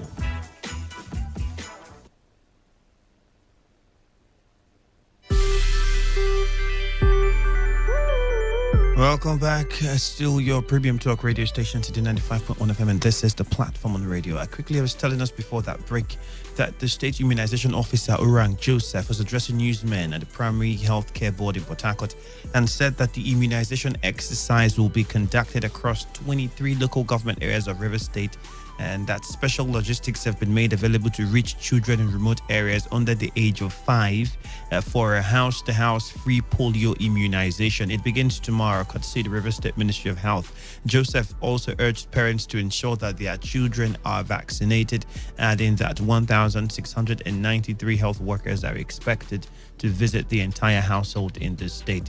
The state immunization officer also expressed hope that Nigeria would be free from polio in the next 3 months. Alfreda Alericha, correspondent, reports that the immunization exercise will end by next week, Tuesday. How can the government ensure that those in every remote communities are reached during the exercise is the ultimate question. Hello, good evening. Hello. Good evening. Yes, evening. Prince Andy Abu calling you from Rundle. Go ahead, Andy. The governor's visit to Choba has not solved any problem at all. We thought it was a town hall meeting, coming to interact with people, knowing the remote cause of what is happening in Choba and possibly giving a solution or looking for a way forward. But the governor just begin to sanction people, including paramount ruler chiefs, as if they are his son. And at the end, he bounced into his car and drove off. It has not solved any problem. I just encourage the people to watch and pray. They should not relax because of the governor has come and gone. Because I expect government should come back and dialogue with these people. There are remote causes of this problem. There are what is really happening in Choba community that the governor, maybe he has not been briefed. Like one of our callers suggested, isn't it possible that perhaps the informations about what might be happening have been taken to the governor, and he before coming should have been made aware of the situation, and that is why he felt like there wasn't any need because he knew already the source of the problem. And the people he mentioned to be guilty of this cause or the cause of the problem are also the same set of people that even the youths of that same community have been pointing fingers to for being the reason why these issues are going on. That is very correct, but this one you did not. He has the information. He knows even more than me. Let's assume without conceding. But he ought to hear from the people. It would have been a very big opportunity to interact with the people. The people will air out their own feelings. Just because there are some youth who have been on SI, there are some suspected youth who they are suspected that killed the whoever. That would have been a very big opportunity. What is the problem? How do we solve it? There are so many indigenous at Choba working in Indomie.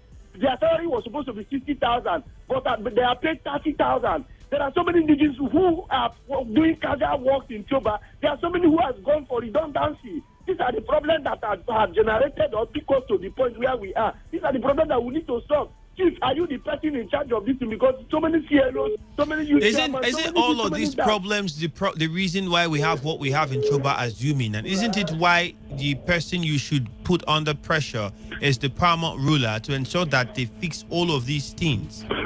Because they are in charge at this level. Indeed, he is the person in charge, but just coming to sanction him in the public is not enough. It's not really enough. There are so many agitation, there are so many anger, too many things have gone wrong. All of us have been pushed to the brink. We thought this would have been a very big relief. Uniport would have been there, Indomie there, and everybody see how we can solve this problem once and for instead of just coming to sanction and walk away. But we all hope and pray that this one will go a long way in solving so many problems instead of worsening the issue. But meanwhile, the people should watch and pray. Thank you very much. Thank you. Hello, Today 95.1 FM. Yeah, Mr. Zion. Good evening to you. Good evening. The issue of Choba, for me, I ask myself some certain questions. Are there no indigenous people of Choba community that whatever you hear crimes from that environment, I just see that primitive environment or some kind of a tale you are telling a story to your children. Oh, this thing happened in 1942 in the community called Choba. It's so unfortunate that even the youths that ought to be learned enough to make sure that some certain stories don't emanate from that community as allegedly are even involved in these crimes. And it's so unfortunate. An environment that houses an institution, an environment that business activities ought to thrive. You hear such primitive news and you got angry. And I want to use this medium to sound to the Choba people. They should stand up to the responsibility. They should stand up and face the responsibility and take up the charges and say, such things should not happen again. Look at the Alu 4. We have not yet recovered from that. We are still recording unnecessary crimes and killings in the environment. For me, I want to beg the governor of the state, don't just come and sanction and walk away. I'm not interested on that. If you prove a charge and you sanction and you walk away, who is going to handle this issue? The government of the day should empower some certain indigenous volunteers who can wake up at night to look through the situation on ground, gather information, and give it to the police for necessary actions. We cannot be just sitting down and call on radio, show by again, just as if we are not human beings. If today now, the people who live there as strangers decide to go out of Choba, that land is empty. I am complaining because by the grace of God, I have a property there. And I know how people are devaluing properties now in Choba. If it's not in that school environment, forget it. If it is from distance or some kilometers away from the school environment, they will devalue your property. So they should stand up and stop these unnecessary crimes so that for ones who have properties in that environment can smile, and those who have interest to live in that environment, it can be peaceful too for them. Mr. Zion from Port Harcourt. All right, thank you very much, Mr. Zion. Let's take a few of the text messages that we have here. And remember that you can send in your messages. Simply use the number 0701 933 9962. Someone says, good afternoon, Andrew. Governor visiting Choba today was a good move, but not giving audience to the people, a chance to the people concerned wasn't a constructive and prudent step. Giving them a chance to express themselves would have been a plus to him. Thanks from Daddy Wina Obi Agboga in Iguruta. Andrew, good day. I'm Chibike Igbere from Ozwaha. I think I'm correct with that. It says... From Azwoba, it says the governor's visitation to Choba is a step towards the right direction, but not only given a marching order, he should also use power vested on him to work in synergy with the monarch to seek for lasting solutions to these menace bedeviling the entire state and not only in Choba community. Finally, I will urge the governor to restructure OSPAC because they are willing to curtail these incessant killings in our dear state. And it is not only in Choba that traditional rulers are misruling, also in communities where traditional rulers reside outside domain, all is not well.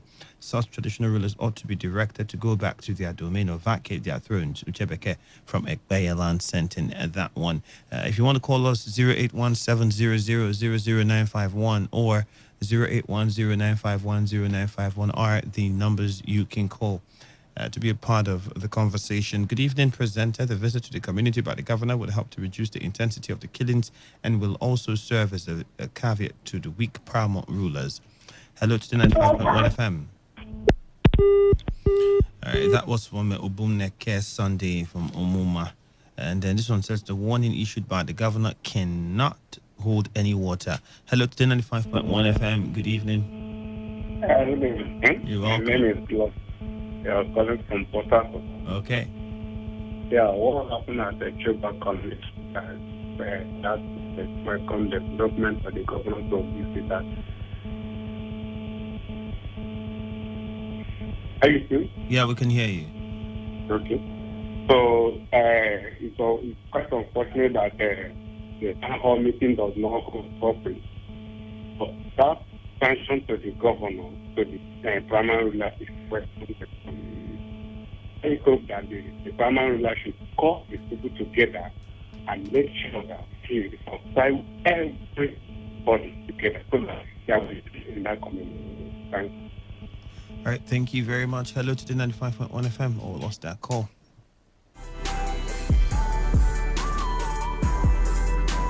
Hello, good evening to the 95.1 FM. Yes, I called back. You know why I called back? Why? Now, let me tell you. I've said this over and over again that you cannot, if the government, either federal level or state level, decided that within 7 days or within 2 weeks or a week, we will stop anything negative at any direction, at any point, my brother, to achieve it, they will do it. After God, the next leader that constitutes power is government of every country, of every state.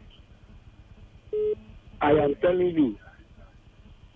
But when you allow politics to be devil, it's wrong. When political interest is being clouded to... In other words, what's the point you're making? We're running out of time. Now, what I'm trying to make say is that if you leave this issue in the hand of traditional rulers so that you go every now and then to sanction them or try to give the security situation, leave security situation in their hand, that is itself is bad governance.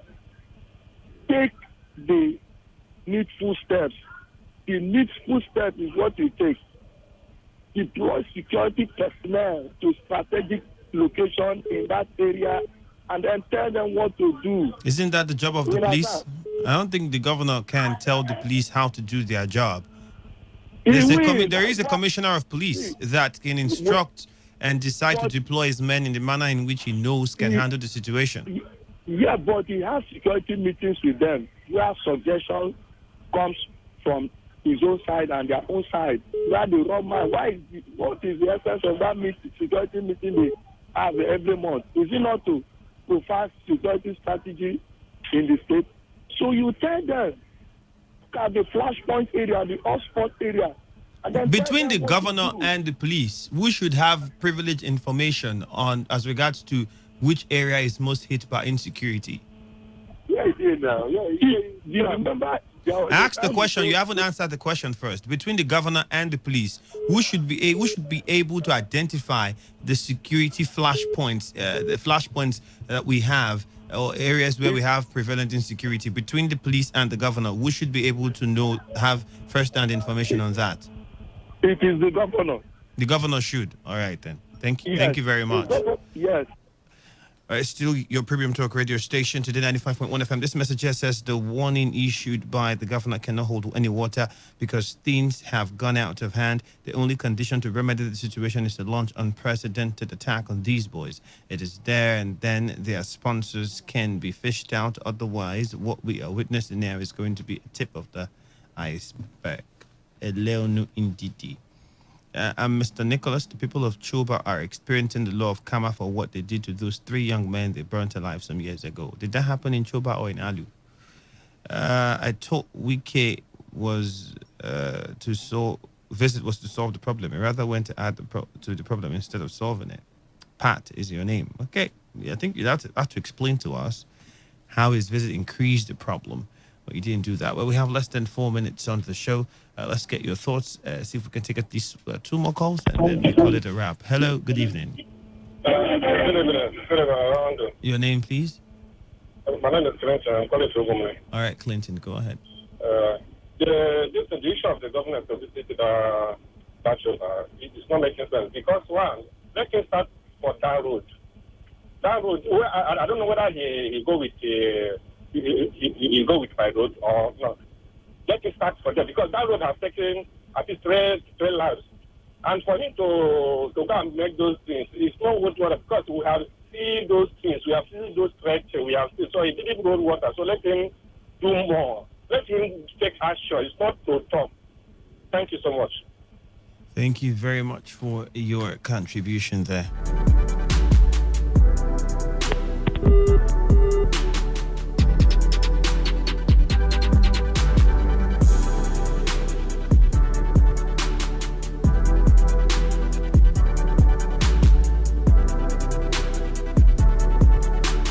Hello, good evening to Today 95.1 FM.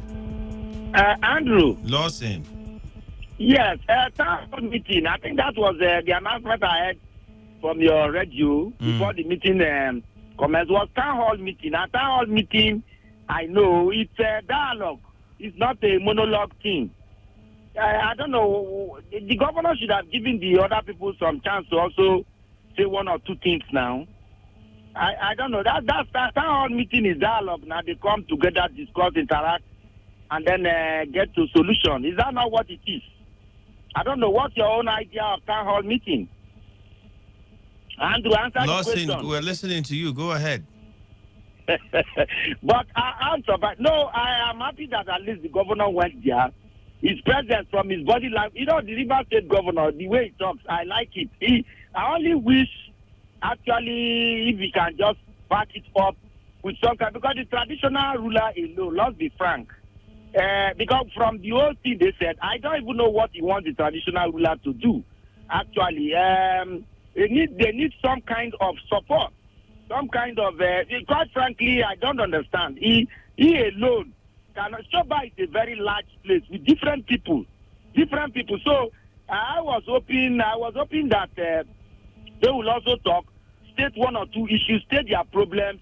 They will look at it like that, and then probably maybe the police can go, because the traditional rulers, they are not the police. The highest they can do is give information. Okay. You understand? It's give information. So right. I don't know, maybe whether he's saying that they should give police information. Honestly, I don't understand how the whole thing ended. Believe me, I listened to it. But I truly, even if I was the traditional ruler, I would know what the governor actually wants me to do, because nothing was clear. But maybe in the incoming days, it will make things clearer to them more. I don't know, but that's just it. I really don't understand. Right, Believe me. Thank you. Thank you very much. That's the much we can take on the show today. Thank you for your calls and text messages, but we have to wrap it up. Don't forget that the platform was a production of our news department. It was put together by Chinedu Iwuna. On Monday, we'll do it again. Have a lovely weekend. Until then, I am Ifeami Andrew. Stay tuned for this commercial. So tell me, Junior, what is the difference between your Indomie and any other meal? The taste, yes! Taste is the difference. The difference is the taste. That's my boy. Now go and buy me our delicious Indomie noodles. Caring mothers trust Indomie noodles to provide tasty nutrition for their families. Indomie Super Pack now available at 85 Naira. Indomie noodles, tasty nutrition, good for you. I'm Chiwendu calling from Imo State. My name is White, calling from Bayelsa. Hello, yes, this is Udwa calling from Akwa Ibom. My name is John, calling from Bayelsa. Shamaka calling from Abia. This is Toya calling from Bayelsa. I'm Divine, calling from Port Harcourt. With over 8 million listeners glued to this dial, why not take advantage and showcase your product and services to the world with rates that wouldn't break your bank? Visit us at number 1 Today FM Drive off East West Road, Rumekini, Port Harcourt, or our city office, 21 Orobom Crescent, GRA Phase 2, Port Harcourt. Give us a call today on 0803 35 57 986 or 0810 128 2937. We are your number 1 talk radio station. Today, 95.1 FM, voice of the people. Port Harcourt, are you ready? Today, 95.1 FM, the voice of the people. Good evening and welcome to this edition of Bits and Pieces here on your premium talk radio, Today 95.1 FM. I am Ifeami Andrew. In Delta State, one Victor Nwakba is reported to have been sentenced to death by hanging by a high court for armed robbery. Nwakba was handed the sentence following his arraignment on 3-count charges of conspiracy, armed robbery, and forgery. The court heard that the convict and his accomplices armed with guns robbed the Reverend Father of his car, Techno and Nokia cell phones, and other personal belongings. And a 37-year-old security guard is reported to have appeared before a magistrate's court in Oyo State for allegedly raping his 15-year-old daughter. Wasiu Orilonise, who confessed to the crime, was arraigned on 1 count of having unlawful carnal knowledge of his daughter. Orilonise, who also begged for forgiveness, claimed that he carried out the act in an attempt to protect his daughter and also check if she had lost her virginity. And upon discovering that she was still a virgin, he started having sexual intercourse with her regularly, both in the morning before she left for school and at night. And in Lagos, a 29-year-old identified as John Edet has been ordered to be remanded in prison custody by a magistrate's court for raping a 9-year-old girl. The prosecuting officer, Inspector Peace Chukudi, told the court that Edet unlawfully had sexual intercourse with the girl at Ilasan community in the Etiosa local government area of the state. The magistrate, who did not take the plea of Edet, ordered that he be remanded in prison while his case file should be duplicated and sent to the office of the Director of Public Prosecutions for advice. And still in Lagos, a man identified as Amos Dauda has been sentenced to 3 years in prison by a magistrate's court for stealing his boss jewelry valued at 10 million naira. Reports said Dauda was handed the sentence after he pleaded guilty to the charge and showed no sign of remorse. The convict, who was sentenced without an option of fine, was reportedly entrusted with the key to the apartment and cleaned the room where the jury was kept before he committed the crime. And elsewhere, a man identified as Ralph Ohwe is reported to have been arrested by the police in Lagos over alleged battery. Reports said Ohwe broke his son's head after accusing him of stealing his 500 naira. The incident became public after neighbors who saw the boy running out of the house with blood all over his body alerted the police. And now to Zimbabwe, a woman is reported to have escaped death by the whiskers after she was axed by her estranged husband. The incident reportedly followed after the woman who escaped cyclone Indai disaster sought refuge at the man's house.